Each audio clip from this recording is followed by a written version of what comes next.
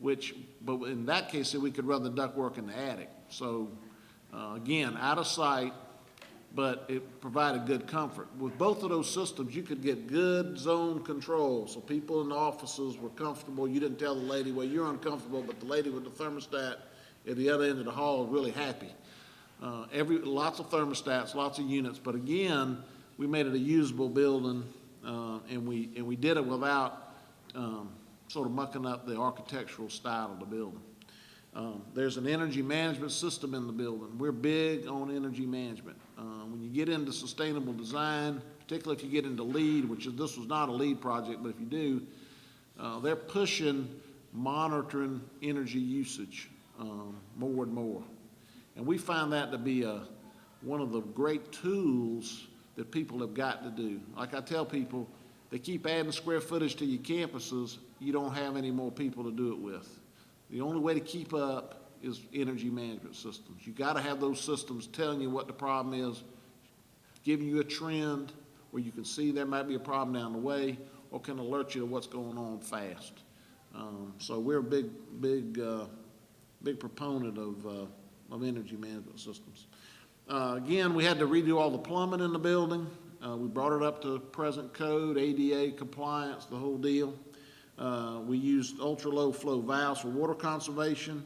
All the water closets were dual flush type, and we use electric hand dryers to eliminate paper waste. Let's talk about lighting, for instance. This campus, which again, this design was done back about 8 years ago. So we pretty well standardized on high-efficiency fluorescent lamps and electronic ballast. And we use the pendant type because, again, from an architectural standpoint, we had high ceilings that gave a pleasant light, but it was very energy efficient, and it did the job. Flipping over.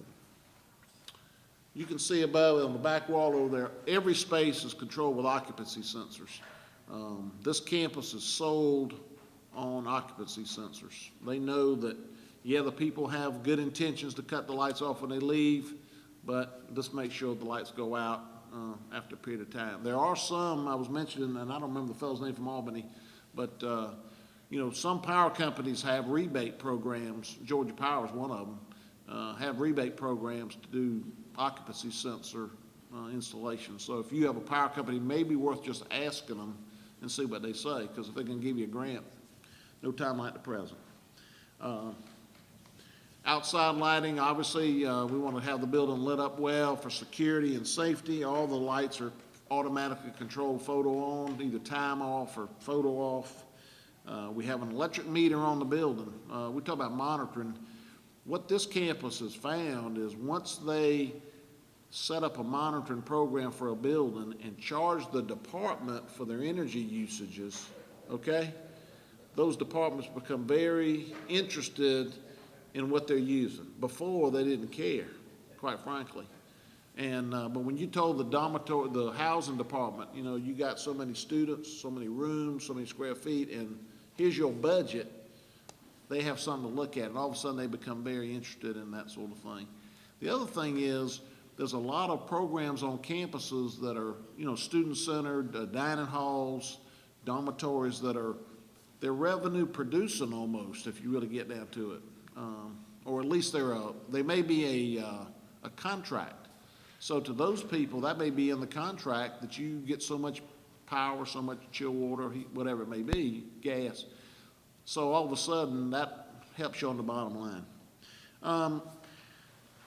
This is sort of a code. This has some cost issues, but before I get to that, let me go over a couple other items with all buildings anymore, you got to have egress lighting, emergency lighting, whatever. In this building, we selected to use a generator instead of battery packs. Battery packs are typically cheaper on the front end, but you have an inherent problem with maintenance. You have an inherent problem with disposal. And so we decided to go to the little generator. But what that allowed us to do is allowed us to power some of this building more than just egress. I mean, the building could actually function because the program of this building was registration, financial aid. Turns out the president decided to occupy the building which wasn't in the original program. So what they were concerned with was if power was lost on registration day, what do you do? So we went to that. But the other thing it allowed us to do was to power the elevator. And you don't think that much about that because normally most power companies are pretty reliable, and most elevators will give you one trip down on the batteries they got. But if you've got people in your building and the power goes out and they're handicapped, that's a problem. If the lady or the person misses that one trip, you know what I'm saying? It's not a happy sight. So what I'm saying is that sometimes it's a green kind of item, but sometimes it's a practical kind of item, and in the long run, we think it's a good deal. The other issue that came up, and this is really in the green issue, it's more of but it's an issue that you deal with every day. In the modern building, technology, wiring, data has become more and more a system that you got to deal with. So you all of a sudden have data outlets all over the place, which means you got lots of cables everywhere. And in a historic building, you really got to plan hard to route those cables to make them where they don't detract from the view. I mean, and we worked hard on that. Now, there is some good news there. With new technology, more and more people going to wireless, some of that problem is just going to start going away. But this building, even though we had some wireless access points, for the most part, because we had so many rooms that were for testing students and stuff like that, offices, we have a lot of data wiring. I put a slide up here about cost. Now, these costs are from about 5 years ago, so you can see that, you know, we had to spend some money, but then as you can see, there was nothing much redeemable in where we started. I mean, everything had to start from scratch. So, but that's what we did. We believe our work on this campus was a success. Hill Hall, once again, is the focal point of Savannah State's campus. And while other people see this white building, we see green. Green for sustainable design, green for energy savings, and now others are green with envy on our beautiful building. Thank you for your time. How about that, huh? So before I start with questions with Paul, because I've got a few that I've been taking notes on, Paul, are there any questions that you have to start about just this project? One of the things that I want to ask specifically, you mentioned it briefly, but you didn't talk about it in detail. And I actually posed the same question to Tom, which is this project did have a leadership change. It did have a significant programming change from being a registration or really one-stop shop for students, where students can come and get information from the registrar's office and financial aid's office and all the other places, to then changing its core or part of its core mission to accommodating the president, I think is what I heard you say. Right. So can you talk about that some more? Yeah, basically what happened when we first started programming this building, Savannah State and a lot of other campuses in the state have gone to this concept of sort of a one-stop shop for students.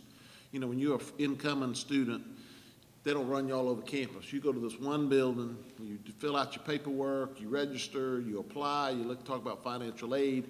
They give you tests to see where you are, to make sure you fit into the right programs. And that's what this building was intended to be. Well, we had a presidential change at Savannah State. And the new president took a look at that corner office on the top floor that had the view of the beautiful circle and had the view to the west, and guess what? He got a brand new office right on that corner of that building. And the middle, where you see the big arch, that's his conference room. And so, because the presidential office was in the building across the street, which was sort of a nondescript building, and even though the president's office was nice, the view from here was a whole lot better, and he felt like that's where the